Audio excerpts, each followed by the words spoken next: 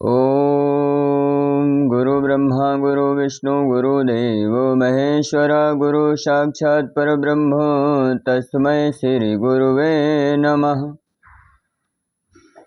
गजाननं भूतगणादिसेवितं कपित्थजम्बूफलचारुभक्षणम् उमासुतं शोकविनाशकारिकं नमामि विघ्नेश्वरपादपङ्कजम्।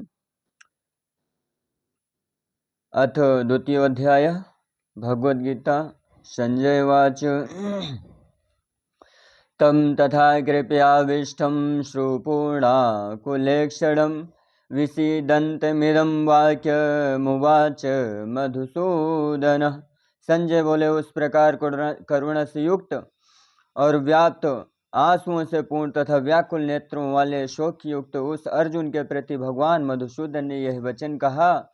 श्री भगवान वाचे कुतस्त्वाकस्मलमिदं विस्मे समुपस्थितम् अनार्यजुष्टमस्वर्गमकीर्तिर्कर्मर्जुन।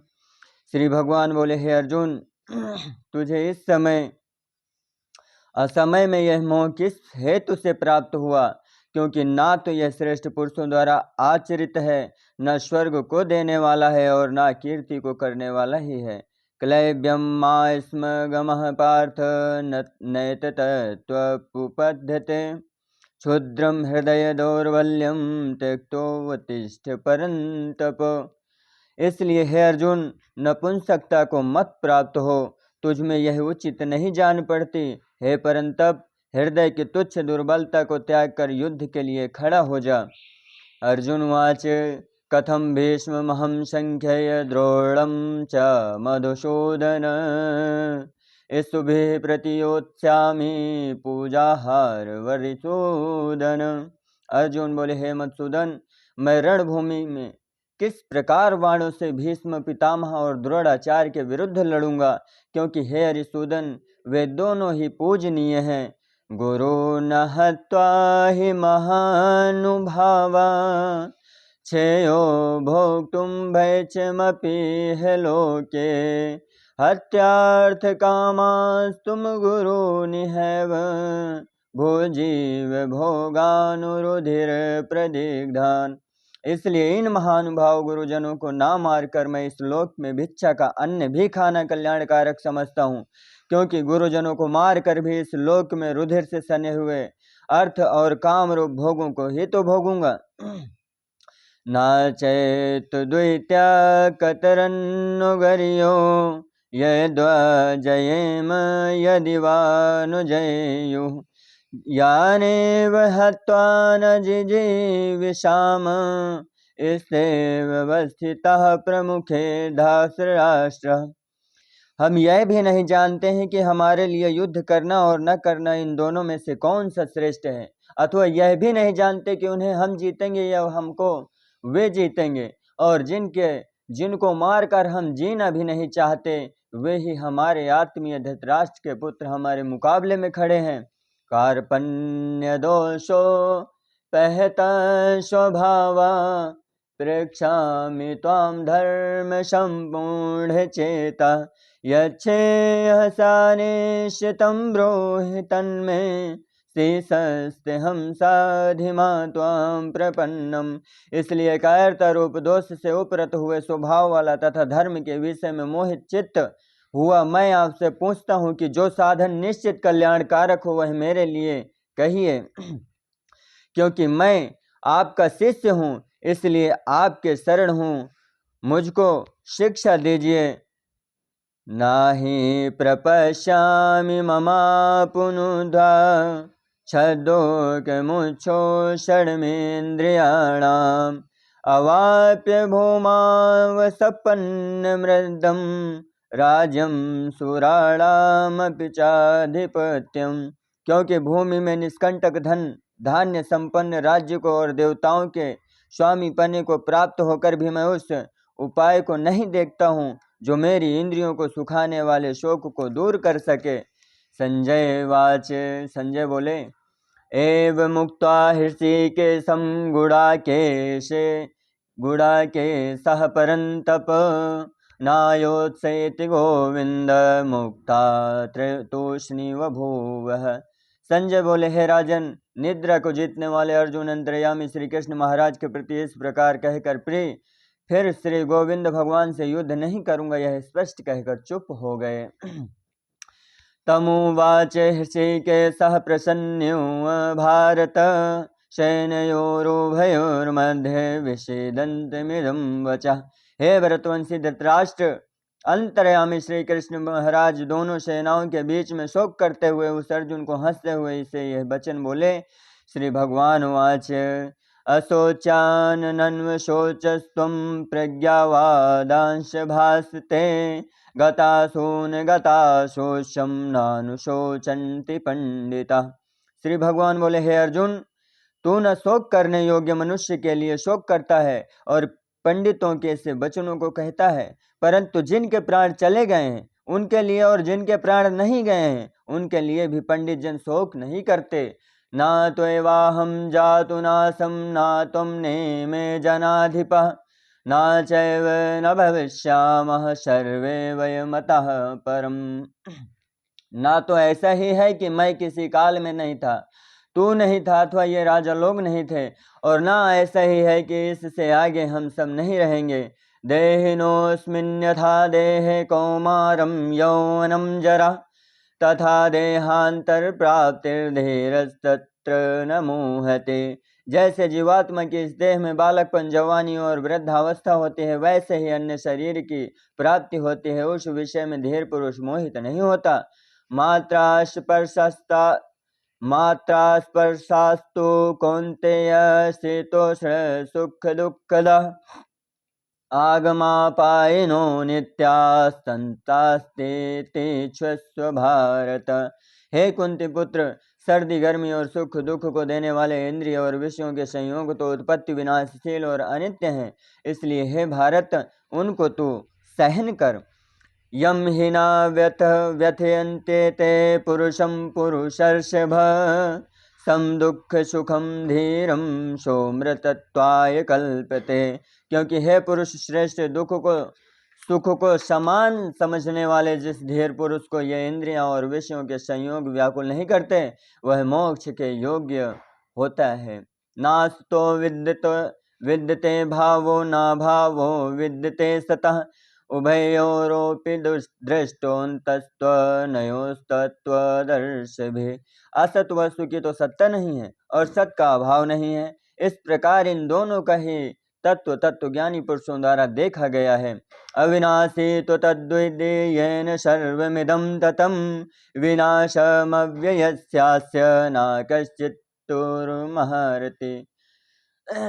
नाश रहित तो उसको जान जिससे यह संपूर्ण जगत दृश्य वर्ग व्याप्त है।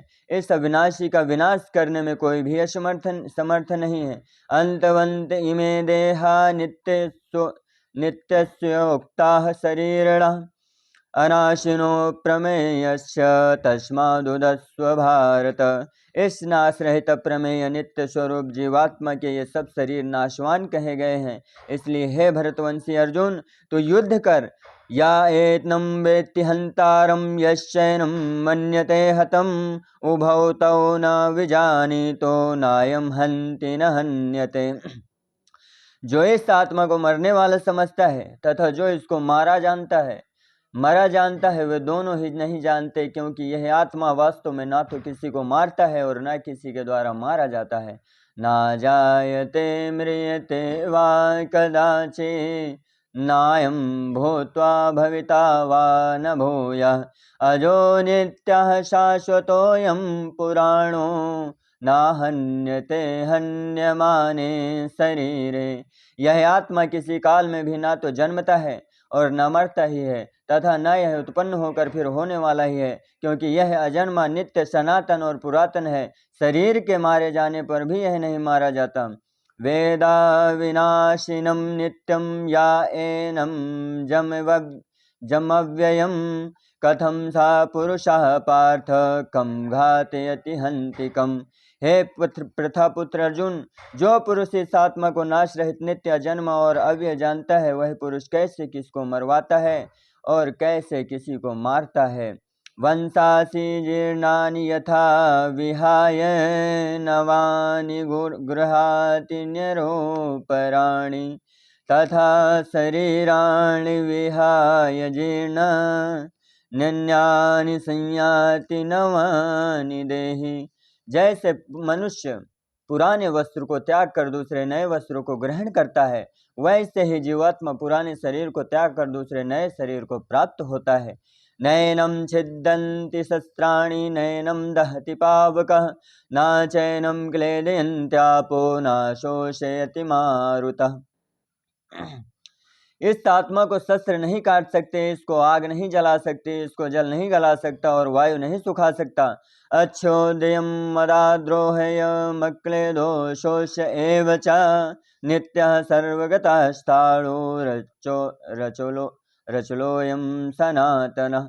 क्योंकि यह आत्मा छेद्य है, यह आत्मा दाह है, अक्लेद्य और निसंदेह अशोष्य है, तथा यह आत्मा नित्य सर्वव्यापी अचल स्थिर रहने वाला और सनातन है।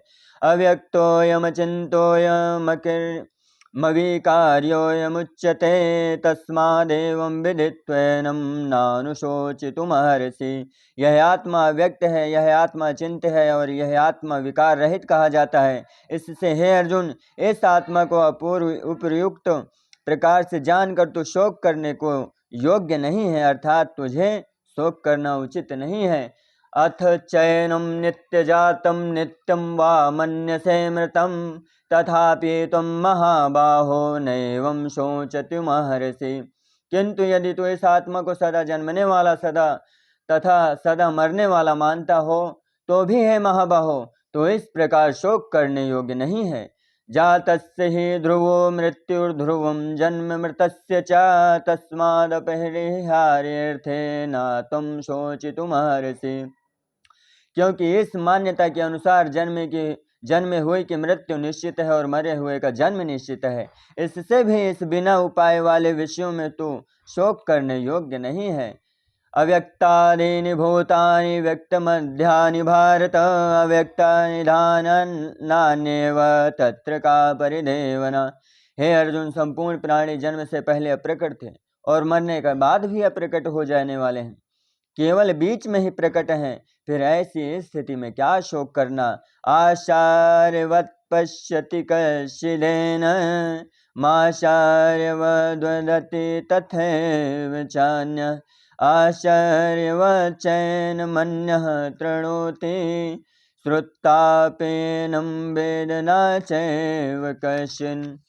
कोई एक महापुरुष ही इस आत्मा को आश्चर्य की भांति देखता है और वैसे ही दूसरा कोई महापुरुष इसके तत्व का आश्चर्यचकित भांति वर्णन करता है, तथा दूसरा कोई अधिकारी पुरुष ही इसे आश्चर्य की भांति सुनता है।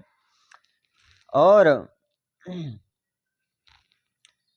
कोई तो सुनकर भी इसको नहीं जानता। देहि नित्यमवध्योऽयं देह सर्वस्व भारत तस्मात् सर्वाणि भूतानि न तुम शोचितुमर्हसि। हे अर्जुन, यह आत्मा सबके शरीर में सदा ही अवध्य है, इस कारण संपूर्ण प्राणियों के लिए तो शोक करने योग्य नहीं है। स्वधर्ममपि चावेक्ष्य न विकम्पितुमर्हसि धर्म्याधियुद्धाच्छयो न क्षत्रियस्य न विद्यते। तथा अपने धर्म को देखकर भी तू भय करने योग्य नहीं है, अर्थात तुझे भय नहीं करना चाहिए, क्योंकि क्षत्रिय के लिए धर्मयुक्त युद्ध से बढ़कर दूसरा कोई कल्याणकारी कर्तव्य नहीं है। यदृच्छया चोपपन्नं स्वर्गद्वारम पावृतं सुखिनः क्षत्रियः पार्थ लभन्ते युद्धमीदृशम्। हे पार्थ, अपने आप प्राप्त हुए और खुले हुए स्वर्ग के द्वार को इस प्रकार युद्ध को भाग्यवान क्षत्रिय लोग ही पाते हैं जिसका वध नहीं किया जा सके। अथ चेत्त्वमिमं धर्म्य संग्रामं न करिष्यति ततः स्वधर्मं कीर्तिं चाहित्वा पापमवाप्स्यसि। किंतु यदि तू इस धर्मयुक्त युद्ध को नहीं करेगा तो स्वधर्म और कीर्ति को खोकर आप पाप को प्राप्त होगा। अकीर्ति चापि भूतानि कथिष्यन्ति ते व्ययां संभावितस्य च कीर्ति मृणदातिरिच्यते। तथा सब लोग तेरी बहुत काल तक रहने वाली अपकीर्ति का भी कथन करेंगे, और माननीय पुरुषों के लिए अपकीर्ति मरण से भी बढ़कर है। भयदृढ़ादुपरतम मनसेन्ते त्वां महारथः येषां जातुं बहुमतो भूत्वा यास्यसि लाघवम्। और जिनकी दृष्टि में तू पहले बहुत सम्मानित होकर अब लघुता को प्राप्त होगा, वे महारथी लोग तुझे भय के कारण युद्ध से हटा हुआ मानेंगे। अवाच्य वादांश बहुन्यादिश्यन्ति तवाहितः निन्दन्नस्तत्व सामर्थ्य ततो दुःखतरं नु किम्। तेरे वैरी लोग तेरे सामर्थ्य की निंदा करते हुए तुझे बहुत से ना कहने योग्य वचन भी कहेंगे, उससे अधिक दुख और क्या होगा।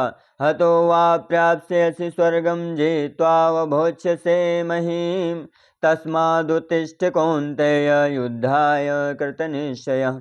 या तो तू युद्ध में मारा जाकर स्वर्ग को प्राप्त होगा, अथवा संग्राम में जीतकर पृथ्वी का राज्य भोगेगा। इस कारण हे अर्जुन, तो युद्ध के लिए निश्चय करके खड़ा हो जा। सुख दुखे समे कृत्वा लाभालाभौ जया जयो ततो युद्धाय युजस्व नैवं पापमवाप्स्यसि। जय पराजय लाभ हानि और सुख दुख को समान समझकर उसके बाद युद्ध के लिए तैयार हो जा। इस प्रकार युद्ध करने से तू पाप को नहीं प्राप्त होगा।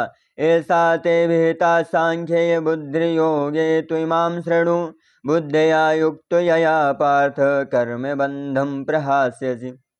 हे पार्थ, यह बुद्धि तेरे लिए ज्ञान योग के विषय में कही गई है, और अब तो इसको कर्म योग विषय में सुन।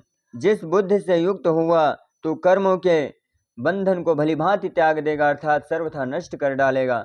देहाभिक्रम नाशोस्ति प्रत्यवायो न विद्यते स्वल्पमप्स्य धर्मस्य त्रायते महतो भयात्। इस कर्मयोग में आरंभ का अर्थात बीज का नाश नहीं है, और उल्टा फल स्वरूप दोष भी नहीं है, बल्कि इस कर्मयोग रूप धर्म का थोड़ा सा भी साधन जन्म मृत्यु रूप महान भय से रक्षा कर लेता है।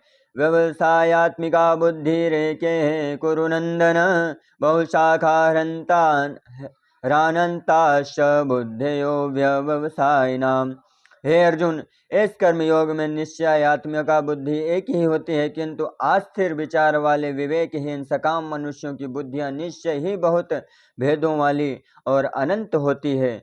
यामिमां पुष्पितां वाचं प्रदयन्त विपच्चितः वेदवादरता पार्थ नान्यदस्तीति वादिनः कामात्मानः स्वर्गपरा जन्म कर्म फलप्रदां क्रिया विशेष बहुलां भोगेश्वर्य गतिं प्रति भोगेश्वर्य प्रसक्तानां तया पहत चेतसां व्यवसायात्मिका बुद्धि समाधो न विधीयते। हे अर्जुन, जो भोगों में तन्मय हो रहे हैं, जो कर्म फल के प्रशंसक वेद वाक्यों में ही प्रीति रखते हैं, जिनकी बुद्धि में स्वर्ग ही परम प्राप्य वस्तु है, और जो स्वर्ग में बढ़कर दूसरी कोई वस्तु नहीं है, ऐसा कहने वाले हैं वे अविवेकी जन। इस प्रकार की जिस पुष्पित अर्थात दिखाओ शोभायुक्त वाणी को कहा करते हैं, जो कि जन्म रूप कर्म फल देने वाली एवं भोग तथा ऐश्वर्य की प्राप्ति के लिए नाना प्रकार की बहुत सी क्रियाओं का वर्णन करने वाली है, उस वाणी द्वारा जिनका चित्त हर लिया गया है, जो भोग और ऐश्वर्य में अत्यंत आसक्त हैं, उन पुरुषों की परमात्मा में निश्चयात्मिका बुद्धि नहीं होती।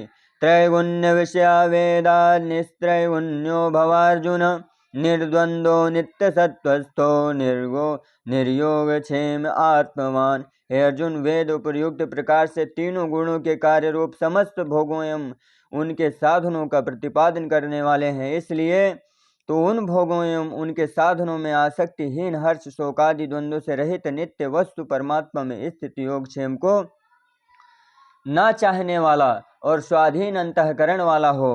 अप्राप्त प्राप्ति का नाम योग है, प्राप्त वस्तु की रक्षा का नाम क्षेम है। यवानर्थ उद्पाने सर्वतः संपुलोतोदके तवान सर्वेषु वेदेषु ब्राह्मणस्य विजानतः।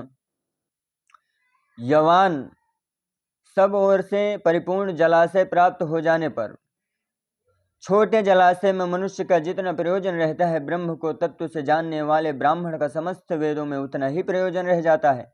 कर्मण्येवाधिकारस्ते मा फलेषु कदाचन मा कर्म फले हेतुर्भो मा ते संगोस्तु कर्मणि। तेरा कर्म करने में ही अधिकार है, उसके फलों में कभी नहीं, इसलिए तू कर्मों के फल का हेतु मत हो तथा तेरी कर्म ना करने में भी आसक्ति ना हो। योगस्थः कुरु कर्माणि संगम त्यक्त्वा धनंजय सिद्ध सिद्ध्यो समो भूत्वा समुत्तम योग उच्यते। हे धनंजय, तू आसक्ति को त्याग कर तथा सिद्ध और असिद्धि में समान बुद्धि वाला होकर योग में स्थित हुआ कर्तव्य कर्म को कर। समत्व ही योग कहलाता है। जो कुछ भी कर्म किया जाए उसके पूर्ण होने और न होने में तथा उसके फल में स्वभाव रहने का नाम समत्व है। दूरेण ह्रावरम कर्म बुद्धि योगा धनंजय बुद्धौ शरण मन विच्छ कृपणा फल हेतव। इस समत्व रूप बुद्धि योग से सकाम कर्म अत्यंत ही निम्न श्रेणी का है। इसलिए हे धनंजय, तू समबुद्धि में ही रक्षा का उपाय ढूंढ, अर्थात बुद्धि योग का ही आश्रय ग्रहण कर, क्योंकि फल के हेतु बनने वाले अत्यंत दीन है। बुद्धि युक्तो जहाति है उभे सुकृत दुष्कृते तस्मादोगाय युजस्व योगः कर्म सुकौशलम। समबुद्धि युक्त पुरुष पुण्य और पाप दोनों को इसी लोक में त्याग देता है, अर्थात उनसे मुक्त हो जाता है। इससे तू समत्व रूप योग में लग जा। यह समत्व रूप योग ही कर्मों में कुशलता है, अर्थात कर्म बंधन से छूटने का उपाय है। कर्मजं बुद्धि युक्ता ही फलम त्यक्त्वा मनीषिणः जन्म बंधन विनिर्मुक्ता पदम गच्छन्ते नामयम्। क्योंकि समबुद्धि में युक्त ज्ञानी जन कर्मों से उत्पन्न होने वाले फल को त्याग कर जन्म रूप बंधन से मुक्त हो निर्विकार पद को प्राप्त हो जाते हैं। यदा ते मोह कलिलम बुद्धिर्व्यतिरिष्यति तदा गन्तासि निर्वेदम श्रोतव्यस्य श्रुतस्य च। जिस काल में तेरी बुद्धि मोह रूप दलदल को भली भांति पार कर जाएगी, उस समय तू सुने हुए और सुनने में आने वाले सुलोक और परलोक संबंधी सभी भोगों से वैराग्य को प्राप्त हो जाएगा। श्रुति विप्रतिपन्ना ते यदा स्थायस्ति निश्चला समाधावचला बुद्धिस्तदा योगम वाप्स्यसि। भांति भांति के वचनों को सुनने विचलित हुई तेरी बुद्धि जब परमात्मा में अचल और स्थिर ठहर जाएगी, तब तू योग को प्राप्त हो जाएगा, अर्थात तेरा परमात्मा से नित्य संयोग हो जाएगा। अर्जुन वाच स्थित प्रज्ञस्य का भाषा समाधिस्थस्य केशव स्थितधि किम प्रभाषेत किमासीत ब्रजेत किम। अर्जुन बोले, हे केशव, समाधि में स्थित परमात्मा को प्राप्त हुए स्थिर बुद्धि पुरुष का क्या लक्षण है? वह स्थिर बुद्धि पुरुष कैसे बोलता है, कैसे बैठता है और कैसे चलता है? श्री भगवान उवाच प्रजहाति यदा कामान् सर्वान् पार्थ मनोगतान् आत्मन्येवात्मना तुष्टः स्थित प्रज्ञस्तदोच्यते। श्री भगवान बोले, हे अर्जुन, जिस काल में यह पुरुष मन में स्थित संपूर्ण कामनाओं को भली भांति त्याग देता है और आत्मा से आत्मा में ही संतुष्ट रहता है, उस काल में वह स्थित प्रज्ञ कहा जाता है। दुखे स्वनुद्विग्न मनः सुखेषु विगतस्पृह वितराग भय क्रोधः स्थितिर्मुनिरुच्यते। दुखों की प्राप्ति होने पर जिसके मन में उद्योग नहीं होता, सुखों की प्राप्ति जो सर्वथा निष्प्रह है तथा जिसके राग भय और क्रोध नष्ट हो गए हैं, ऐसा मुनि स्थिर बुद्धि कहा जाता है। यह सर्वत्रान भिसन्नेहस्तत् प्राप्य शुभाशुभम नाभिनंदति न द्वेष्टि तस्य प्रज्ञा प्रतिष्ठिता। जो पुरुष सर्वत्र स्नेह रहित हुआ उस शुभ या अशुभ वस्तु को प्राप्त होकर न प्रसन्न होता और न द्वेष करता है, उसकी बुद्धि स्थिर है। यदा संघर्ते चायं कूर्मोऽङ्गानीव सर्वशः इंद्रियाणीन्द्रियार्थाभ्यस्तस्य प्रज्ञा प्रतिष्ठिता। और कछुआ सब ओर से अपने अंगों को जैसे समेट लेता है, वैसे ही जब यह पुरुष इंद्रियों के विषयों से इंद्रियों को सब प्रकार से हटा लेता है, तब उसकी बुद्धि स्थिर है, ऐसा समझना चाहिए। विषया विनिर्वर्तन्ते निराहारस्य देहिनः रसवर्जं रसोप्यस्य परम दृष्ट्वा निवर्तते। इंद्रियों के द्वारा विषयों को ग्रहण न करने वाले पुरुष के भी केवल विषय तो निवृत्त हो जाते हैं, परंतु उनमें रहने वाली आसक्ति निवृत्ति नहीं होती। स्थित प्रज्ञ पुरुष की जो आसक्ति भी परमात्मा का साक्षात्कार करके निवृत्त हो जाती है। यततो ह्रापि कौन्तेय पुरुषस्य विपश्चितः इंद्रियाणि प्रमाथीनि हरन्ते प्रशभं मनः। हे अर्जुन, आसक्ति का नाश न होने के कारण ये प्रमथन स्वभाव वाली इंद्रियां यत्न करते हुए बुद्धिमान पुरुष के मन को भी बलात्कार हर लेती हैं। तानि सर्वाणि संयम्य युक्त आसीत मत्परः वसेहि यस्येन्द्रियाणि तस्य प्रज्ञा प्रतिष्ठिता। इसलिए साधक को चाहिए कि वह उन संपूर्ण इंद्रियों को वश में करके समाहित चित्त हुआ मेरे परायण होकर ध्यान में बैठे, क्योंकि जिस पुरुष की इंद्रियां वश में होती हैं उसकी बुद्धि स्थिर हो जाती है। ध्यायतो विषयान् पुषः संगस्ते सुपुजायते संगत्सा जायते कामः कामात् क्रोधोऽभिजायते। विषयों का चिंतन करने वाले पुरुष की उन विषयों में आसक्ति हो जाती है। आसक्ति से उन विषयों की कामना उत्पन्न होती है और कामनाओं में विघ्न पड़ने से क्रोध उत्पन्न होता है। क्रोधात् भवति सम्मोहः, सम्मोहात् स्मृति विभ्रमः, स्मृति भ्रंशात् बुद्धिनाशो, बुद्धिनाशात् प्रणश्यति। क्रोध से अत्यंत मूढ़ भाव उत्पन्न हो जाता है, मूढ़ भाव से स्मृति भ्रम हो जाता है, स्मृति भ्रम हो जाने से बुद्धि अर्थात ज्ञान शक्ति का नाश हो जाता है और बुद्धि का नाश हो जाने से यह पुरुष अपनी स्थिति से गिर जाता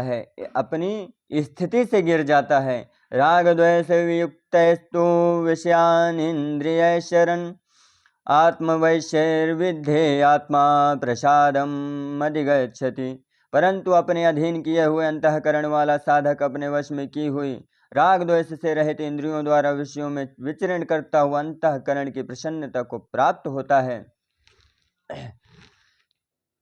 प्रसादे सर्व दुखानां हानिरेशोपजायते प्रसन्न चेतसो राशो बुद्धिः पर्यवतिष्ठते। अंतःकरण की प्रसन्नता होने पर उसके संपूर्ण दुखों का अभाव हो जाता है और उस प्रसन्न चित्त वाले कर्मयोगी की बुद्धि शीघ्र ही सब ओर से हटकर एक परमात्मा में ही भली भांति स्थिर हो जाती है।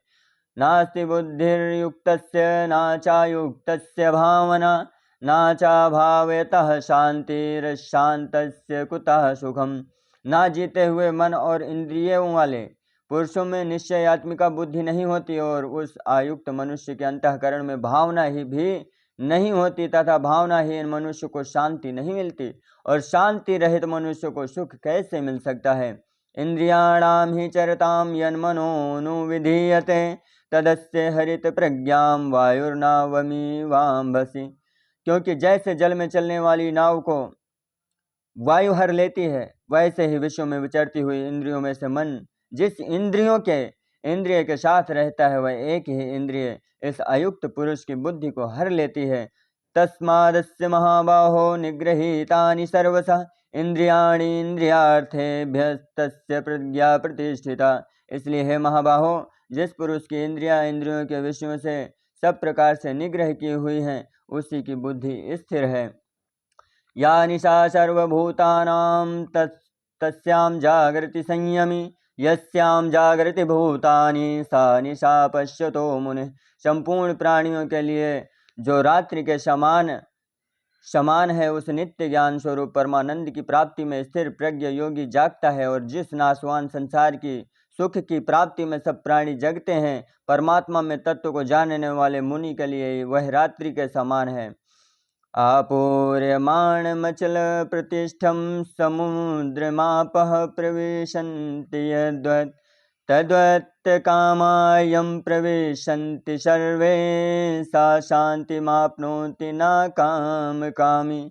जैसे नाना नदियों के जल सब ओर से परिपूर्ण अचल प्रतिष्ठा वाले समुद्र में उसको विचलित ना करते हुए ही समा जाते हैं, वैसे ही सब भोग जिस स्थित प्रज्ञ पुरुष में किसी प्रकार का विकार उत्पन्न किए बिना ही समा जाते हैं, वही पुरुष परम शांति को प्राप्त होता है, भोगों को चाहने वाला नहीं। विहाय कामान्यः सर्वान् पुमान् शरित निष्प्रहा निर्ममो निरहंकारः स शांतिमधिगच्छति। जो पुरुष संपूर्ण कामनाओं को त्याग कर ममता रहित, अहंकार रहित और स्पृहा रहित हुआ विचरता है, वही शांति को प्राप्त होता है, अर्थात वह शांति को प्राप्त है। एषा ब्राहि स्थितः पार्थ नैनां प्राप्य विमोहते, स्थित्वास्यामन्तकालेऽपि ब्रह्म निर्वाणमरच्छति। हे अर्जुन, यह ब्रह्म को प्राप्त हुए पुरुष की स्थिति है। इसको प्राप्त होकर योगी कभी मोहित नहीं होता और अंतकाल में भी इस ब्राही स्थिति में स्थित होकर ब्रह्मानंद को प्राप्त हो जाता है। इसी प्रकार दूसरा अध्याय संपूर्ण हुआ। ओम तत्सदिति श्रीमद्भगवद्गीतासूपनिषत्सु ब्रह्म विद्यायां योग शास्त्रे श्री कृष्ण अर्जुन संवादे सांख्य योगो नाम द्वितीयोऽध्यायः। हरि ओम तत्सत्, हरि ओम तत्सत्, हरि ओम तत्सत्।